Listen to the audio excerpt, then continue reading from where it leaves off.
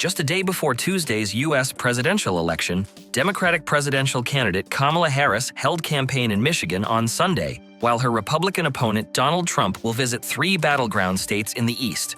Vice President Harris and former President Trump are tied in the 7 states that will likely decide the outcome on Tuesday, according to a New York Times/Siena College poll released on Sunday. Opinion surveys indicate that the election is historically close. Although another poll showed her trailing in Iowa, a state Trump has won handily in the last 2 elections, a poll that showed Harris winning in that state suggested an unexpected result. East Lansing, Michigan, a college town in an industrial state that is seen as a must-win for Democrats, is where Harris is scheduled to campaign. Some of the 200,000 Arab Americans in the state, who are angry that the current vice president hasn't done more to assist, put an end to the war in Gaza, and reduce aid to Israel, are skeptical of her. Trump pledged to put a stop to the Middle East wars during his Friday visit to Dearborn, the center of the Arab American community. We had a good conversation. We're going to bring peace. You're going to have peace in the Middle East, but not with the clowns that you have running the U.S. right now. You're going to have peace.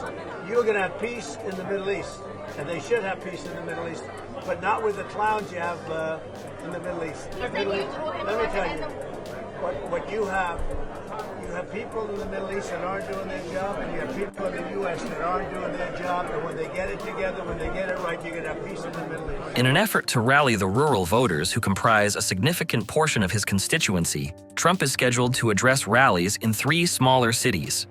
Beginning in Lititz, Pennsylvania, he travels to Kinston, North Carolina, in the afternoon and concludes with a rally in Macon, Georgia, in the evening. The 2 candidates will not be campaigning in the same state for the first time since last Tuesday. In Charlotte, North Carolina, where both candidates conducted rallies on Saturday, their planes shared a section of tarmac to persuade voters in the closing days of the campaign that she will lower living expenses, which is a major worry following years of rising inflation. At the top of my list is bringing down the cost of living for you.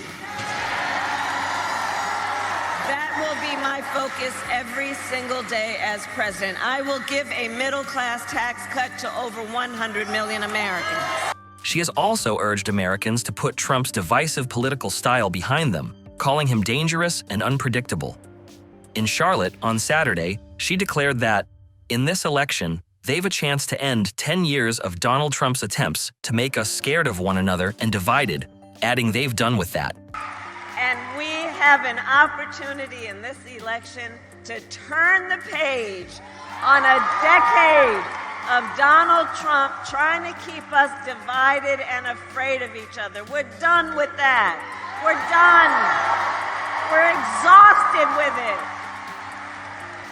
We're done. And we know who he is. We know who he is. He tells us every day. But Charlotte, that's not who we are. That's not who we are. And we know it is time for a new generation of leadership in America. As per trusted media reports, the stakes are high, with Harris and Trump having starkly contrasting views of the economy, the role of government in American life, and the role of the U.S. in the world.